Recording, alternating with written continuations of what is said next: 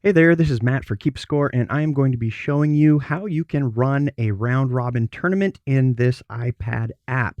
It also works in the iPhone, by the way, and it's basically the same as what I'm going to show you here. First, let's do a quick little overview. We have over here on the left the player list. Then we will have right here the game list, and then in the central area we have the capture area. Now the game capture area also serves as another area where admins can do things. So let's quickly create an event. First off, there are two types of round robin events. You can have an everybody plays with everybody else. This is where you're swapping partners that you play with in a doubles event. The second type of round robin is a round robin where every team plays against every other team and they do not split up. So let's take a look at the first one. All right, so we're going to create a quick round robin. We are going to head up to the menu, which is going to be found right here, and we are going to select that. We are going to be adding a new event. Now, one thing I'm not going to show you, which I will expect that you will figure out how to do, and that is add players. You can either import your players or you can add them manually. Selecting the events right here, I can click on the little plus, which you're going to find right there. We're going to add a new event. I'm going to call this round robin everybody, and that's because everybody is going to play everybody else. You of course have access to change the date. You can also change the profile if you're a part of multiple clubs. Really, the profile just manages your logo, etc. We're already set at the default, which is a doubles or a team event. We do not need to change the default team size, which is going to be just your standard 2 players on each team. We are going to be using the play group icons for an everybody plays everybody. This is what is called a variable format as opposed to a fixed format. If you were playing a team event, that would be every team plays every other team. That is a fixed number of games. With a variable format where you're playing everybody plays with everybody else, you can add on more rounds as you play through the event. Now, we have the game count. You can do just a single game, a best of 3, or a best of 5. I'm going to leave this as a single game. You also, if this is going to be a duper event, if you want to use the duper rankings, you've imported that, and you're going to later on enter it into duper, you can, of course, add that as well. So for our participants, we could add our participants right here on the event. But instead of doing that right now, what I'm going to do is I'm going to load this event, which we're going to do by clicking right here in order to load it. Remember, KeepaScore always has just one event loaded at a time. We do have an event switcher, but you're always looking at just whatever the currently loaded event is, and you can always see that right here up in the header. It tells you whether it's a doubles or a singles, what the date of the event is, the profile actually goes like this. You've got your profile, then you've got your name of your event, then you've got your date of your event, and then whether it's doubles or singles. So use this area in order to know what event you have loaded within KeepaScore. And we're going to add 8 players. I'm just going to choose 8 different people here. I'm going to click and add these players. Of course, if you have a larger player list, you can use the filter of the letters on the side there. I've got 8 players now. At this stage, we're ready to go. There's nothing else that we need to do for an everybody plays everybody else. So I'm going to swipe to the side. At this stage, we are now using what KeepaScore calls as playgroups. And playgroups are simply just a way to subdivide groups of people. So I want you to think about this. You have a court, and on that court, there's only 4 players that are going to be able to play. Well, in my list right here, I've got 8 total players.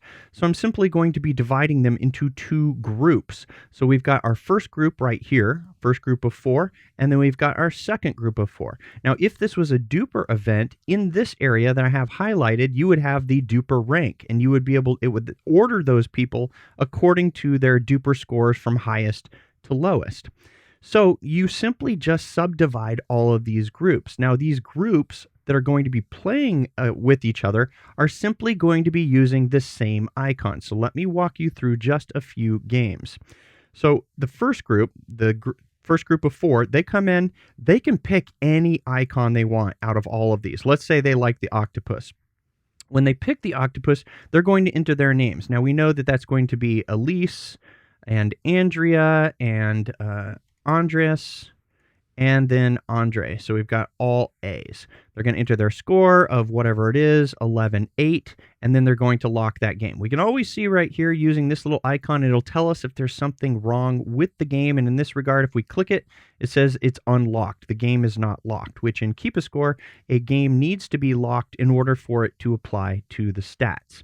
So at this point, what I'm going to do is I'm going to add in the rest of the games, and then I'm going to show you how to use the stats in order to find out who is the winner of each subgroup.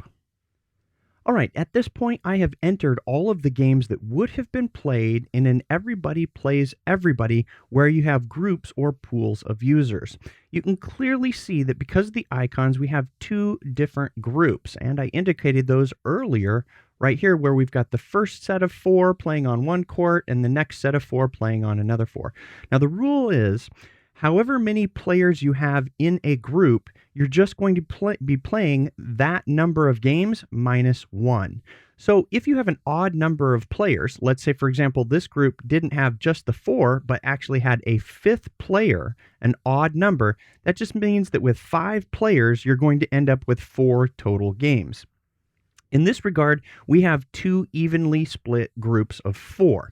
Now, at any point in time, because this games list is going to continually add a bunch of games, if you ever want to see just the number of games that a particular group has played under a given icon, we simply just select that icon. So right here, if I click on the turtle, it's going to filter down and show me just those 3 games that were played. We can also see how many games were played by an individual player by simply clicking on the stats, which we have right here. So by clicking on the stats, we can select the players, and it will quickly show us the total number of games played by all players is equal across all players. They've all played 3. So we know that our stats are pretty well good for making a decision. But we don't have to use the stats of the entire event. Make note that in KeepaScore, everything using a playgroup can be subdivided by that playgroup. So by selecting on the item right here, we can see the different playgroups that have been played. So if I want to see only those statistics related to the turtle, I will select the turtle, and it will just bring up those specific games. I can now click on the stats button right here, and that will filter out and show me just those stats for those players.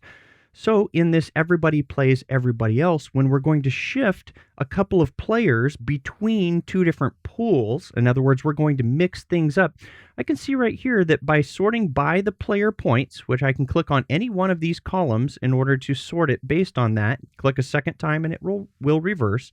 If I sort based on player points, I can clearly see that Austin and Anna Lee are the 2 highest point earners, and Anna Bright and Becky Ryan are the 2 lower points players. So at this stage, you now get to decide, are we going to move our top single player up, or are we going to move our top 2 players up? It really is up to you in terms of how you want to mix things. The whole point is you have access to the stats if you want to see them. And the same thing applies if we want to go look at the octopus group right there. We just click on stats, and then we get their stats in order to make a determination. We can also use the game counts that we have right here in order to ensure that each play group has been played a certain number of times. So selecting on that, I can clearly see that the octopus played 3 games and the turtle played 3 games. In an Everybody Plays with Everybody Else round robin, you typically want to have it such that all the number of games are all pretty much equal. That's when your stats actually mean something. Now, let's make note of this feature that we have right here, retire. What we want to do is when we're going to mix things up in an Everybody Plays Everybody Else round robin, we want to retire these icons so they can no longer be used.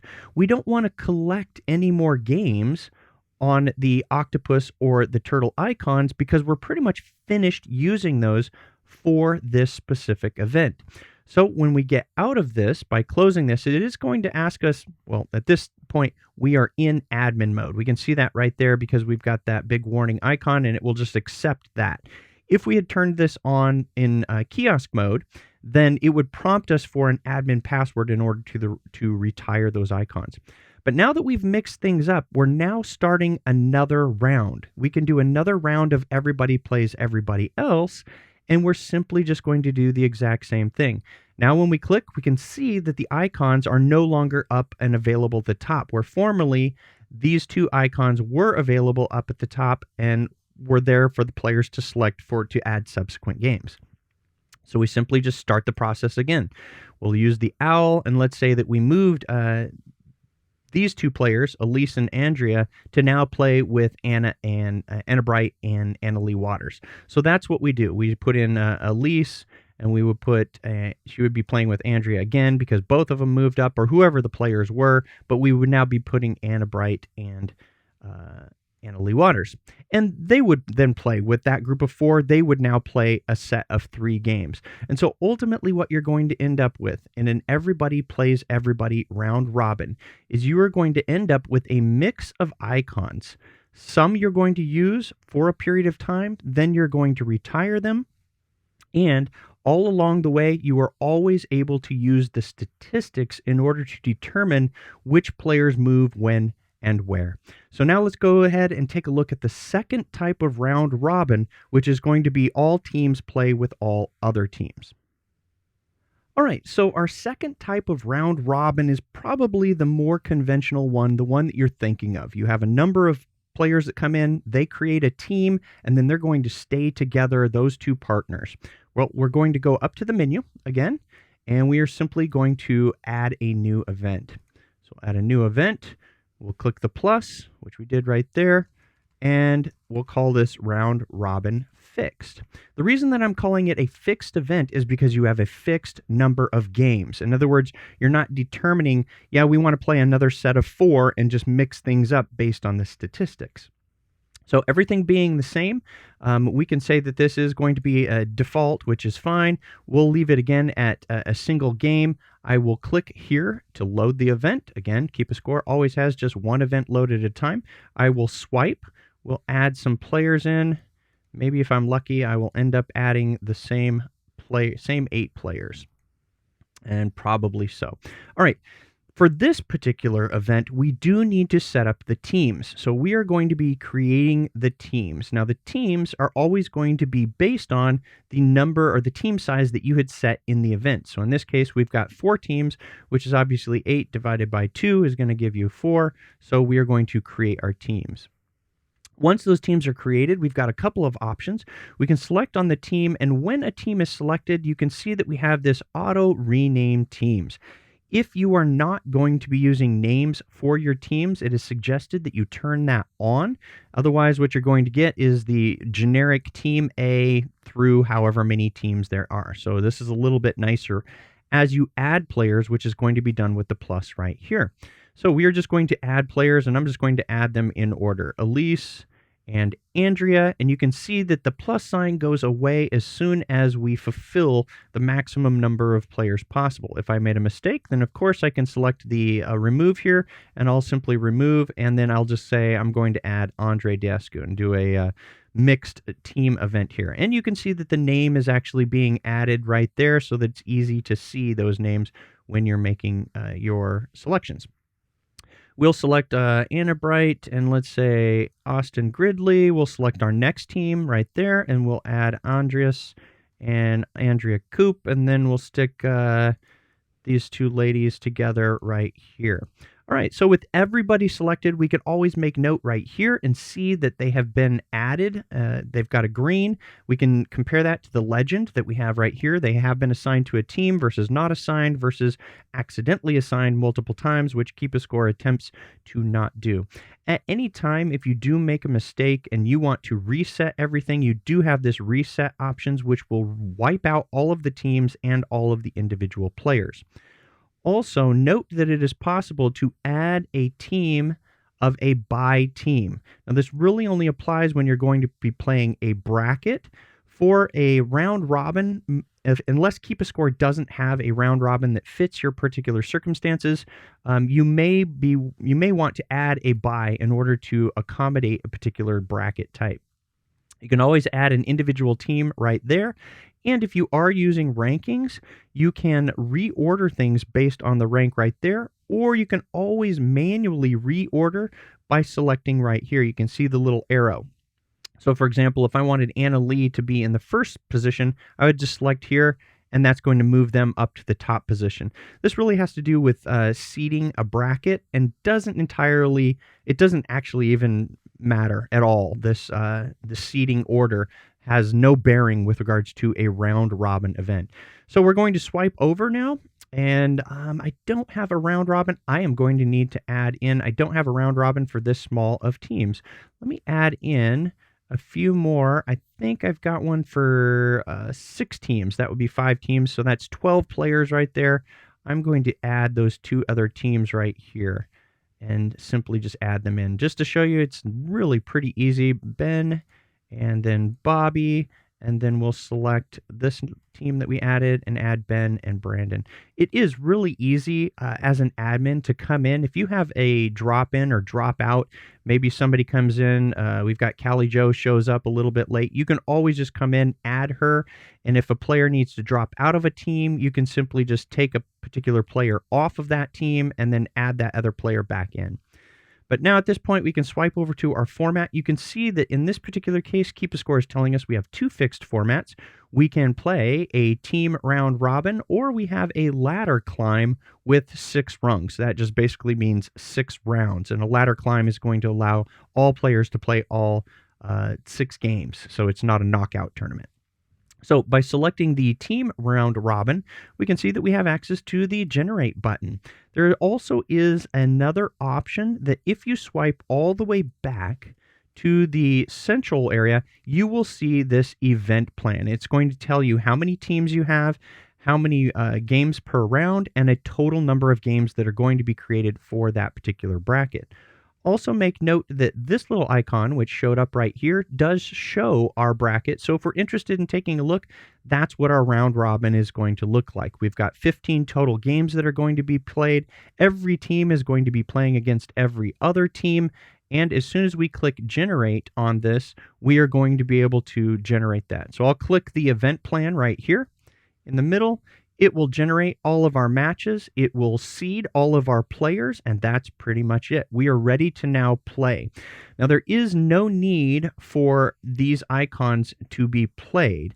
KeepaScore does allow, outside of a bracket, it does allow additional games to be played and collect those games. But in this particular scenario, when we select on this particular item, you'll see that that simply just went away. We no longer have that ability to select. And also, if we had put this into kiosk mode, meaning players will be able to enter the scores themselves and they do not have access to some of these admin icons, then what they're going to be able to do is simply just select games and just enter scores. That's it. That's what we have for kiosk mode. So it's always good to note that a player can come in and they can select their name. So if Andre wants to know who am I playing next or who's available, he can select on that. It will come up and it will tell us what games he has waiting for him and who he's playing against right there. This works for all bracket formats within KeepaScore. It's also possible for a player to use our filter, which is right here, although it's much easier for a player just to click their name. But if a player wants to, they can click on the filter right here, and let's say I could type in Coop and just filter that out, well, provided I spell it correctly. And there we go. She's got 5 games coming up. We can also select on the bracket. So as I clear that and I select on the bracket, that bracket's going to come up. This, of course, supports pinch and zoom on your mobile devices. Great for an iPhone. And the scores will be listed in between on games that have started. Otherwise, any one of these, I can just select on it and it will load that game. I can also select and load from the game list as well. And all I have to do is just start entering scores. So let's say we've got an 11-6 right here. We lock that. The warning icon clears away and games are just played now. So KeepaScore does not currently manage your venue or your court resources. That's going to be up to you. You can use a spreadsheet or anything else on your iPad, iPhone, whatever you want to do. Maybe in the future we will add that. But as you can see, as games are played against players or versus players, Everything is just updated, and you always have access to your stats right here.